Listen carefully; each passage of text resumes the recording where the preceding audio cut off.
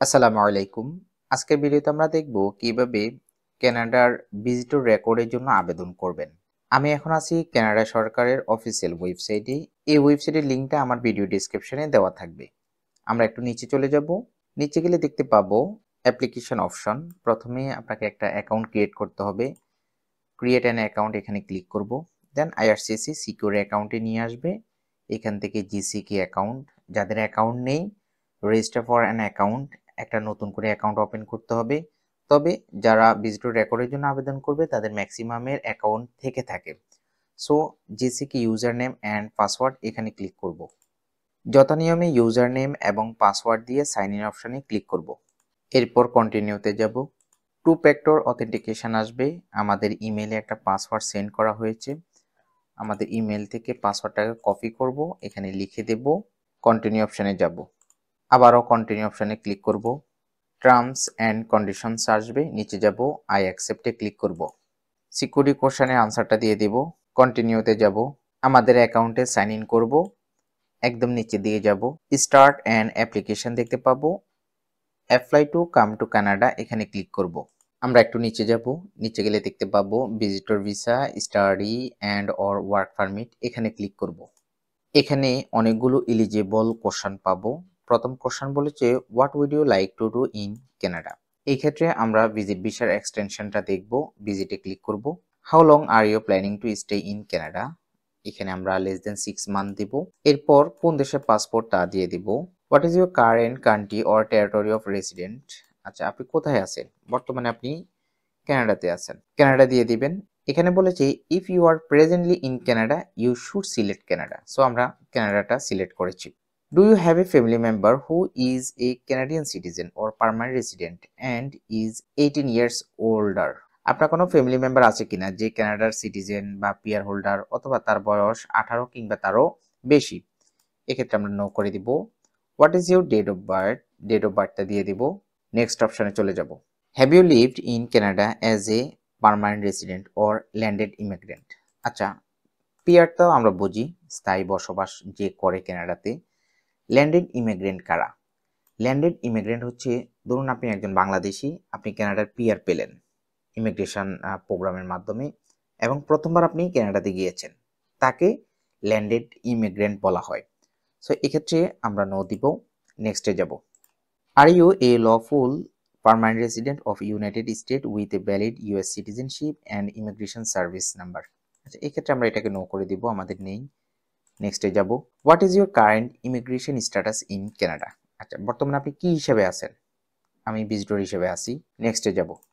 What is your marital status, আপনার civil স্ট্যাটাসটা দিয়ে দিবেন। What is your province or territory of destination, if visiting multiple province or territory select the one in which you will be spending most of time, আচ্ছা আপনি যেহেতু visit ভিসায় আছেন, আপনি বর্তমানে কোথায় আছেন তা দিয়ে দিবেন। আচ্ছা এক্ষেত্রে আরেকটা অপশন বলেছে, ধরুন আমরা ব্রিটিশ কলম্বিয়া দিলাম, আপনি একাধিক প্রভিন্সে আপনি ভিজিট ভিসায় রয়েছেন, কখনো অন্টারিওতে আছেন, কখনো সাসকাচুয়ান আছেন, কখনো আপনি আলবার্টাতে আছেন। এন্ড কোশ্চেন হচ্ছে আপনি সবচেয়ে বেশি সময় কোথায় ব্যয় করেছেন, সেই প্রভিন্সটা আমরা এক্ষেত্রে দিয়ে দিব। নেক্সটে যাব। এলিজিবল কোশ্চেনগুলোর বেস ধরে আমাদেরকে ইনফরমেশন দিয়েছে, আমরা এক্ষেত্রে আবেদন করতে পারবো। You may be eligible to extend your stay in Canada as a visitor or tourist, continue অপশনে চলে যাব। আবারও কন্টিনিউতে চলে যাব। আর you accompanying a family member who has status in Canada, আচ্ছা আপনি কোনো ফ্যামিলি মেম্বার কারোর সাথে থাকেন কিনা যার কানাডাতে স্ট্যাটাস রয়েছে, তো এক্ষেত্রে আমরা নো করে দিব। নেক্সটে যাব। When does your status in Canada expire, আচ্ছা আপনার কানাডার ভিসাটা কবে এক্সপায়ার হয়ে যাবে সেই তথ্যটা দিতে হবে। নেক্সট অপশনে চলে যাব। Have you had a medical exam perform by an IRCC authorized panel physician within the last 12 month, গত এক বছরে আপনি কখনো কানাডার জন্য প্যানেল ফিজিশিয়ান দিয়ে মেডিকেল করেছেন কিনা, নো দিব। নেক্সটে যাব। এক্ষেত্রে বলেছে do you want to work in one of the following job, এখানে কয়েকটা জব ক্যাটাগরি দেওয়া রয়েছে, আপনি কি এই ধরনের কোনো জব করতে চান কিনা, আপনি ভালো মতো পড়ে নেবেন। আমি নো দিয়ে নেক্সটে যাচ্ছি। Do you want to submit an application for a family member, আপনি কি ফ্যামিলি মেম্বারের জন্য অ্যাপ্লিকেশন সাবমিট করবেন কিনা, নো। নেক্সটে যাব।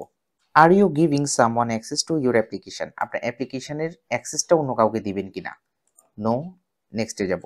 ইন দ্য ফার্স্ট 10 ইয়ার্স, গত 10 বছরে, have you given your fingerprint and photo biometric for an application to come to Canada? There are fees associated with this application.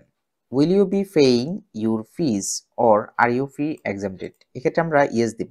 Yes, I will be paying my application fee. Next এ যাব।